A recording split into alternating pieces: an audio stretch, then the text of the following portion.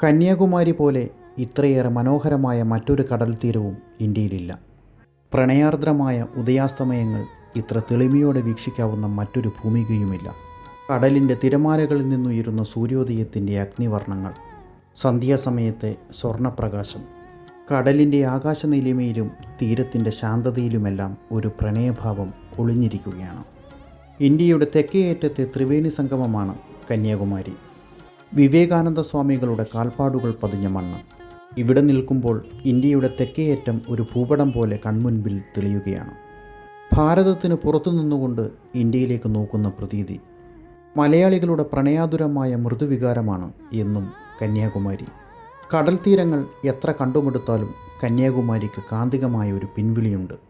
മേഘമൽഹാറിലെ പ്രണയ കവിത പോലെ ജന്മങ്ങൾക്കപ്പുറത്തെങ്ങോ ഒരു ചമ്പകം പൂക്കും സുഗന്ധമായി കന്യാകുമാരി നമ്മെ ഭ്രമിപ്പിച്ചുകൊണ്ടേയിരിക്കുകയാണ്.